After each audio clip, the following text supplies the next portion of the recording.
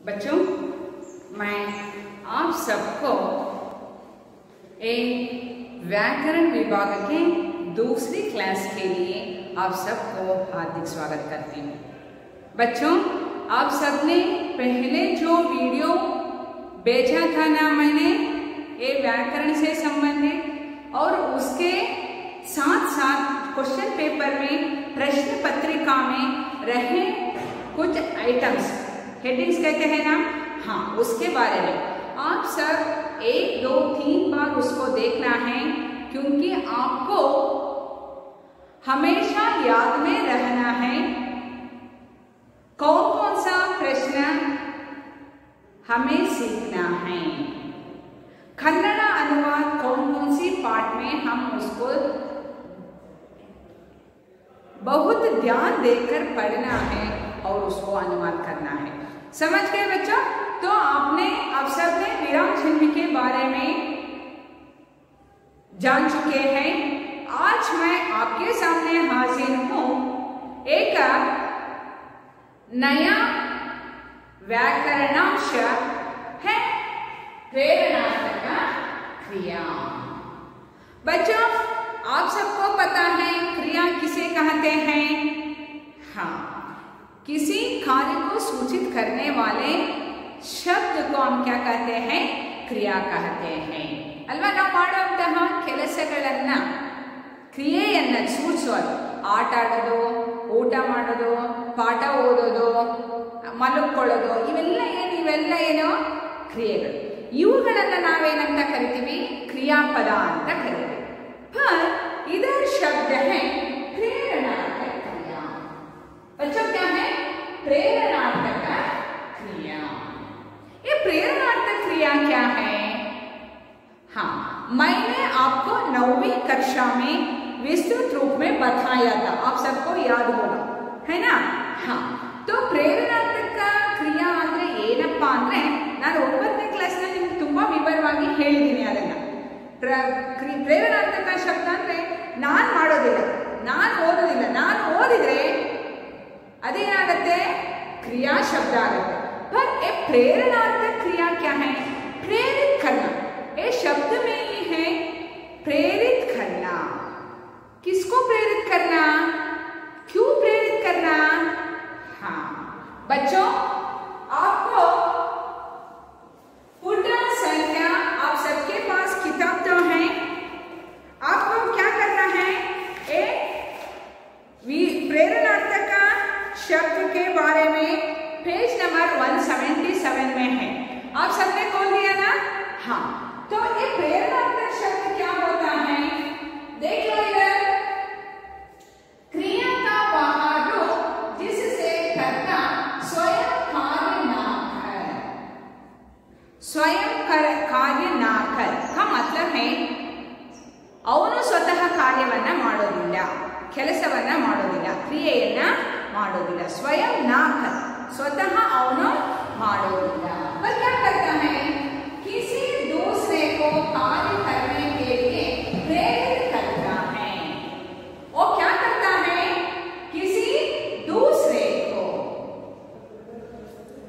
ನಾನು ಹರ್ಷಿತಂಗೆ ಹೇಳ್ತೀನಿ ಏನಂತ? ಹರ್ಷಿತಾ, ಅವಳಿಗೆ ಪಾಠವನ್ನ ಓದಿಸು, ನೀನು ಪಾಠವನ್ನ ಓದು, ಅವಳಿಗೆ ಪಾಠವನ್ನ ओदिसो। समझ गए बच्चों?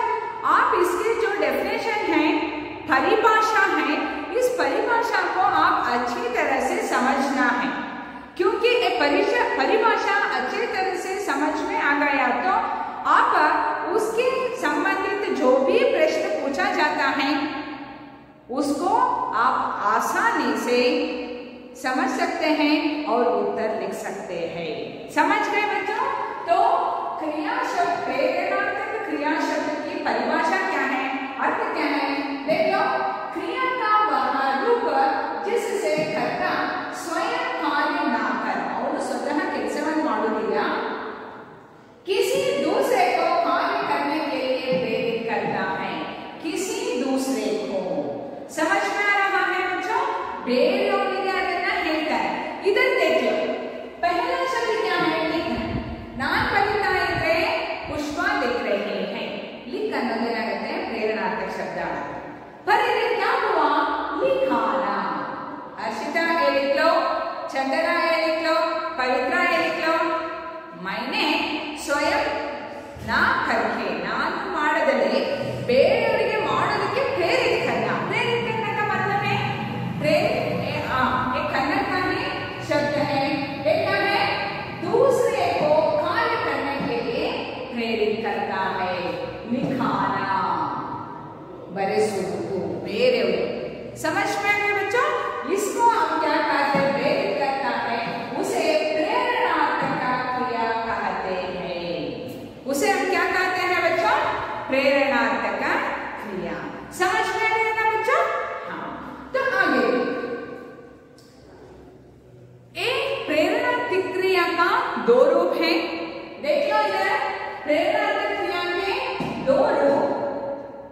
पहला है प्रथम प्रेरणात्मक रूप, समझ में आ रहा है बच्चों? और दूसरा द्वितीय प्रेरणात्मक रूप। प्रथम प्रेरणात्मक रूप और दूसरा प्रेरणात्मक रूप। द्वितीय प्रेरणात्मक, प्रथम प्रेरणात्मक, द्वितीय प्रेरणात्मक। तो बच्चों आप सबने क्रिया शब्द क्या है पता है आपको? प्रेरणात्मक क्रिया क्या है पता है आपको? इसके दो रूप, प्रथम प्रेरणात्मक और द्वितीय प्रेरणात्मक, ये भी पता है। तो परीक्षा में कैसे प्रश्न पूछा जाता है? हाँ बच्चों, आपको प्रश्न पूछा जाता है, एक शब्द दिया जाता है, एक क्रिया शब्द है, इसका प्रथम प्रेरणात्मक रूप क्या है, द्वितीय प्रेरणात्मक रूप क्या है, ऐसा प्रश्न पूछा जाता है बच्चों आपके लिए। समझ में आ गए? हाँ देख, ये प्रथम प्रेरणात्मक, ये प्रेरणात्मक शब्द है, लिखना एक प्रेरणात्मक शब्द है बच्चों।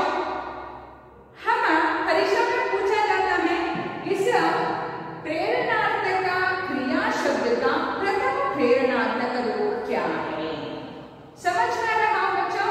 तो आपको क्या करना है? प्रथम प्रेरणात्मक शब्द, क्रिया शब्द कैसे बन सकते हैं? देखो, प्रथम प्रेरणात्मक रूप, द्वितीय प्रेरणात्मक रूप, मूल क्रिया के अंत में आना लगाकर प्रथम प्रेरणात्मक रूप बन सकते हैं। समझ में आ रहा है बच्चों? इधर शब्द है लिखना, हम क्या करना है? प्रथम प्रेरणात्मक रूप में बदलना है। कैसे बदल सकते हैं आप? मूल क्रिया के अंत में, ये है लिखना प्रेरणात्मक क्रिया शब्द, पर इसका मूल क्रिया रूप क्या है बच्चों? मूल क्रिया रूप क्या है? लिख। लिख मूल क्रियापद है। आपको यहाँ अच्छी तरह से समझना बच्चों, मूल क्रिया है, ये मूल क्रिया शब्द है। समझ में आ रहा है? इसको क्या लगाना है अंत में? आपको लगाना है आना। इधर शब्द है लिख, इधर शब्द है लिख, आपको अंत में जुड़ना है आना। क्या जुड़ना है? आना जुड़ना है। तब क्या होता है? देख लो इधर,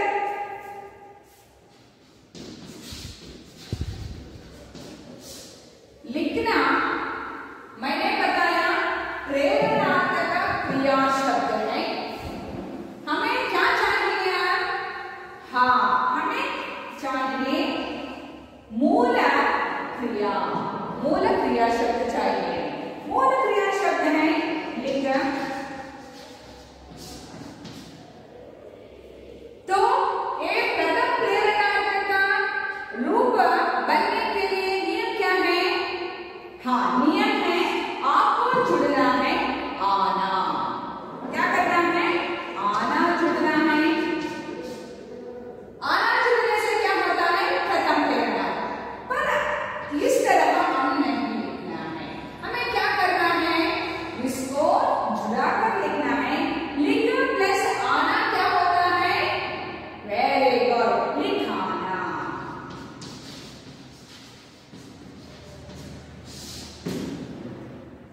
समझ गए ना बच्चा? हाँ, तो फिर एक बार बताती हूँ,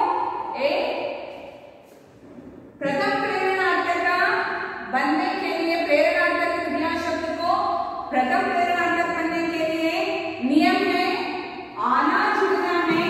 किसको आना जुड़ना है? आप मूल क्रिया को आना जुड़ना है। समझ गए ना बच्चों? हाँ, तो लिखना एक प्रेरणार्थक क्रिया शब्द है, समझ में आ रहा है? इसका मूल क्रिया क्या है? मूल क्रिया शब्द क्या है? कौन सा है? लिख है। इस लिख के लिए आना जुड़ने से प्रथम प्रेरणार्थक रूप बनता है, इसीलिए हमने आना जुड़ा दिया। तो इस दो को जुड़ने से क्या बनता है? लिखाना। समझ में आया ना बच्चा? Very good. तो आगे तो हमने एक प्रथम प्रेरणार्थक रूप बनने का नियम तो समझ लिया। दूसरा है द्वितीय प्रेरणार्थक रूप। द्वितीय प्रेरणार्थक रूप बनने का नियम क्या है? तो देखो, मूल क्रिया के अंत में वाना, समझ में आ रहा है बच्चों? वाना लगाकर द्वितीय प्रेरणार्थक रूप बना सकते हैं। समझ में आ रहा है बच्चों? आपको परीक्षा में प्रथम प्रेरणार्थक रूप में बदलने के लिए पूछा गया तो अब क्या करना पड़ता है? जो मूल क्रियापद है रहता है उसको क्या लगाना पड़ता है? आना लगाना पड़ता है। क्या लगाना पड़ता है? वेरी गुड, आना लगाना पड़ता है। पर परीक्षा में द्वितीय प्रेरणार्थक रूप बनाने के लिए पूछा गया तो अब क्या करना पड़ता है? एक मूल क्रिया शब्द के लिए आपको यह समझना, परीक्षा में किया जाता है इसलिए शब्द एक प्रेरणार्थक क्रिया शब्द है, हमें चाहिए केवल मूल क्रिया शब्द। समझ गए? उसको आप क्या लगाना है? वाना लगाना है। आप देखो इधर लिखाना एक प्रेरणार्थक शब्द है, इसको द्वितीय प्रेरणार्थक बनाने के लिए मूल क्रिया शब्द के लिए, इधर मूल क्रिया शब्द है लिखना, क्या जुड़ना है? इधर देख लो, वेरी गुड, जुड़ना है वाना। क्या होता है? लिख प्लस वाना, वेरी गुड, लिखवाना।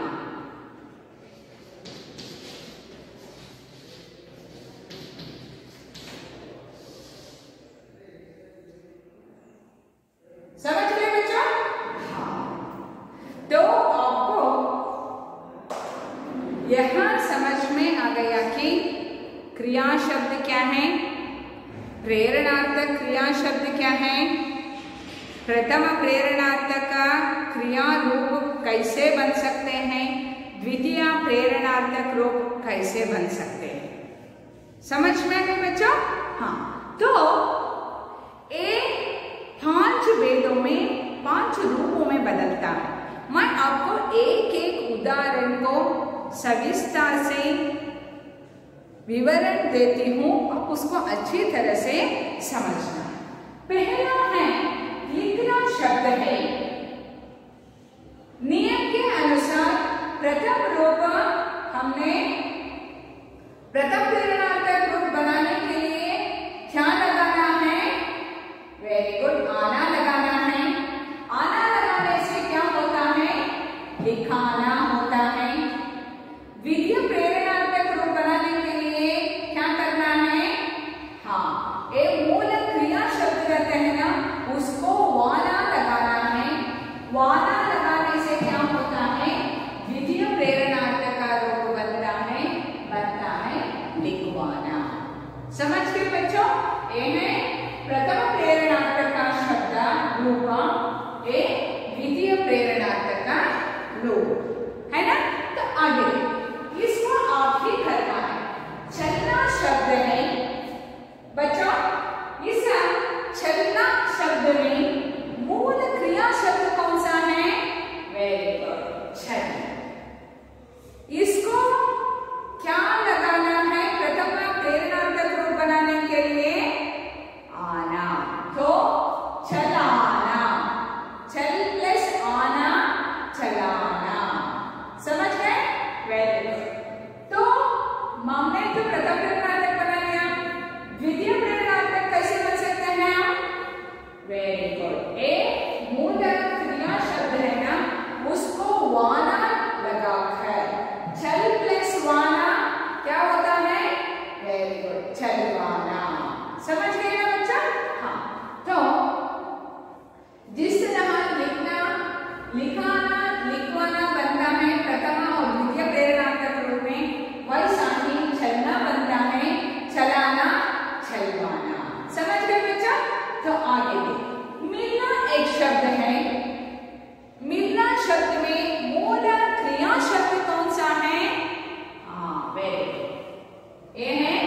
मिल, मिल को आना लगाकर प्रथम प्रेरणार्थक रूप बन सकते हैं, है ना?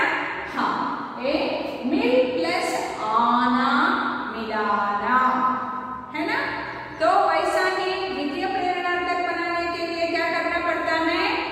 वाना, वाना किसको जुड़ना है, लगाना है?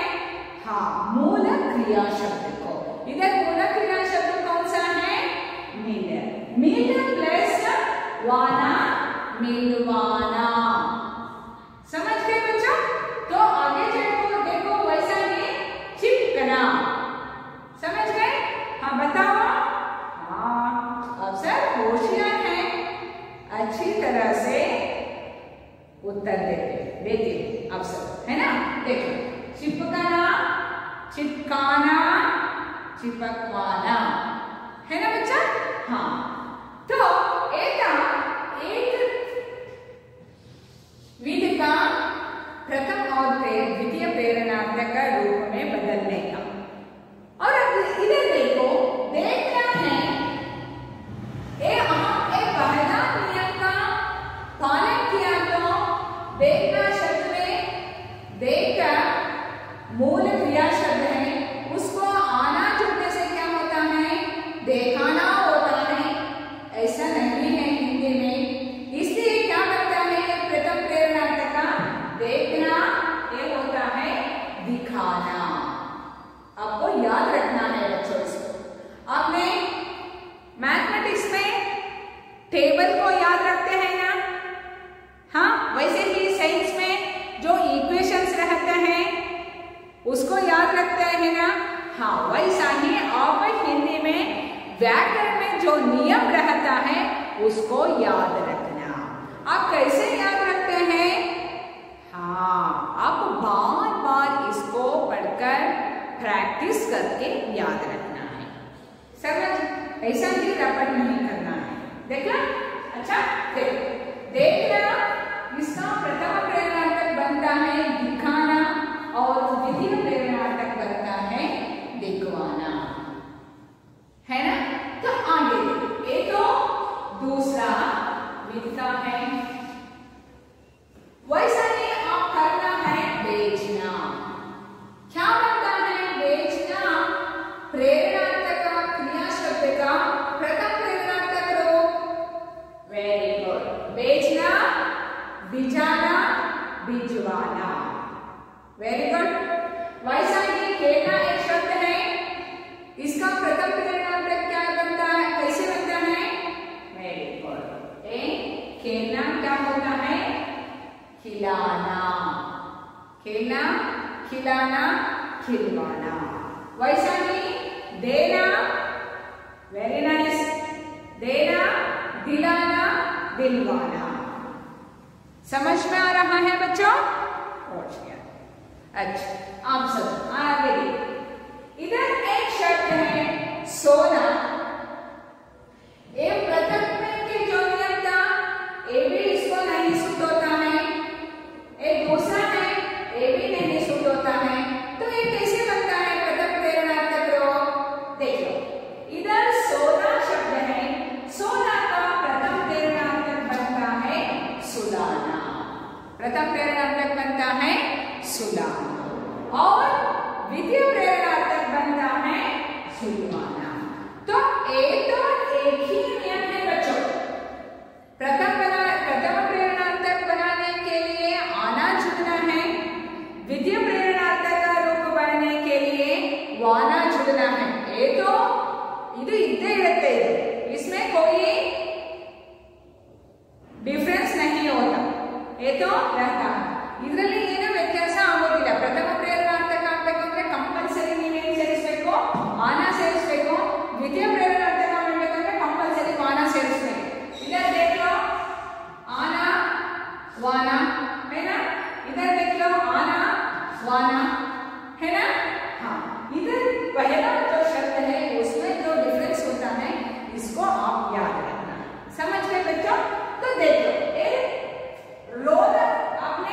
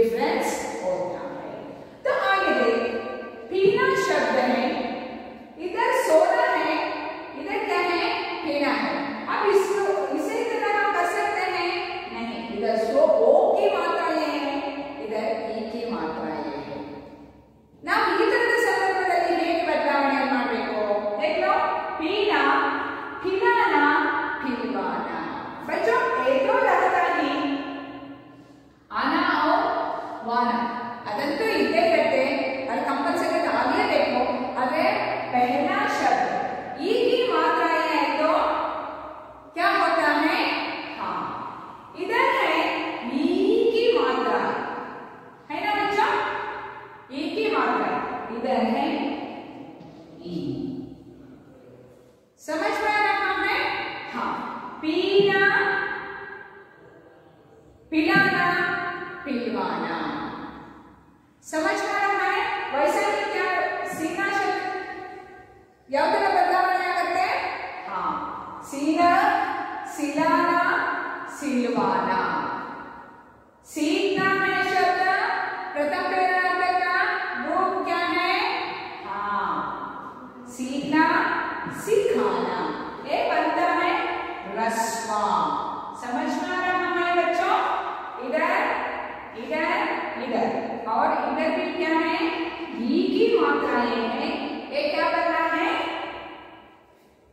ई की मात्राएं बनना है। दीर्घ इरತ್ತೆ, दीर्घ ಇರೋದೇನಾಗಬೇಕಾಗತ್ತೆ? ರಸ್ವ ಆಗಬೇಕಾಗತ್ತೆ। समझ में आ रहा है बच्चों? ಇದನ್ನೆಲ್ಲ ನೀವು ಪದೇ ಪದೇ ಓದಿ ನೆನಪಿಟ್ಕೋಬೇಕೆ ಒಂದು ವಿನಃ ನೀವು ಹಾಗೆ ಏನು ಮಾಡಲಿಕ್ಕೆ ಬರೋದಿಲ್ಲ। ಅರ್ಥ ಆಯ್ತಲ್ವಾ? ನೋಡಿ ಈಗ ಇದರಲ್ಲೇನಿತ್ತು? ರೋನ, ರೋ ಇದೇನಾಯ್ತು? ರೂ ಆಯ್ತು। समझ में आ रहा है? इधर है ओ की मात्राएं, इधर बन गया ओ की मात्राएं। समझ में आ रहा है? ನಿಮ್ಗೆ ಇಷ್ಟೊಂದು ಡೀಟೇಲ್ ಬೇಡ ಇದೆ। ಅರ್ಥ ಆಯ್ತಾ? ಇಷ್ಟೊಂದು ಡೀಟೇಲ್ ಬೇಡ। ಇದನ್ನೆಲ್ಲ ನಿಮಗೆ 9ನೇ ಕ್ಲಾಸ್ನಲ್ಲಿ ಹೇಳಿದ್ದೀನಿ। ತುಂಬಾ ಗ್ಯಾಪ್ ಆಗಿದೆ ಅನ್ನೋ ಕಾರಣಕ್ಕೋಸ್ಕರ ತುಂಬಾ ನಾನು ಎಲಾಬ್ರೇಟ್ ಆಗಿ ಹೇಳಿದ್ದೀನಿ। परीक्षा की दृष्टि से भी ये बहुत इम्पोर्टेंट है, इसलिए मैंने इसको सविस्तार से बताया। समझ में गए? देखो, पीना, पिलाना, पिलवाना, वैसे ही आपको लिखना पड़ता है।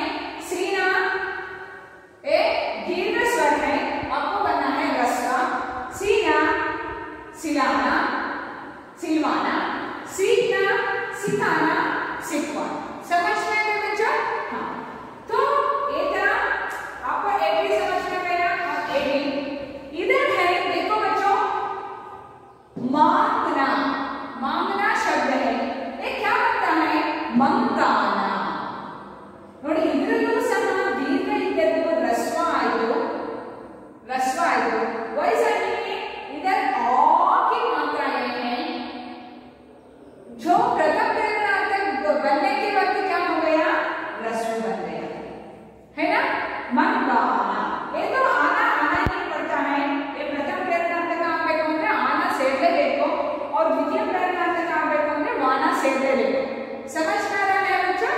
हाँ, तो मांगना, मंगाना, मंगवाना। प्रथम प्रेरणार्थक रूप है मंगाना, द्वितीय है मंगवाना। आगे देख लो, भांतना, भटकाना, बंटवाना। समझ में आ रहा है बच्चों? तो आगे है जांचना शब्द है, जंचाना, जंचवाना। बच्चों आशा करती हूँ आप सबको ये पाठ अच्छी तरह से समझ में आ गया है, क्योंकि आप सबने 9वीं कक्षा में ये पढ़े थे। अब ये पुनरावर्तन हुआ है ना? हाँ, तो आप क्या करना है बच्चों? आपके जो गिल्लू पाठ है उसमें मैंने एक पेज नंबर 22 है, उसमें पूरी तरह से ये फिल इन द ब्लैंक्स है, उसको पूरा करना है। समझ में आ गए? 1 2 3 4 5 ಈ 5 ರೀತಿಯಲ್ಲಿ ನಾವು ಬದಲಾವಣೆಗಳನ್ನು ಮಾಡೋದಕ್ಕೆ ಸಾಧ್ಯತೆಗಳಿರೋದ್ರಿಂದ ನೀವು 5 ವಿಧಗಳನ್ನು ಚೆನ್ನಾಗಿ ನೆನಪಿಟ್ಕೋಬೇಕು, ಪ್ರಾಕ್ಟೀಸ್ ಮಾಡಬೇಕು और परीक्षा के लिए तैयारी होना है। समझ में आया बच्चों? और परीक्षा में ऐसा भी प्रश्न पूछा जाता है, आपको 4 शब्दों को दिया जाता है, आपको प्रश्न ऐसा पूछा जाता है, इसमें प्रथम प्रेरणार्थक शब्द कौन सा है, द्वितीय प्रेरणार्थक शब्द कौन सा है। तो आप क्या कर सकते हैं?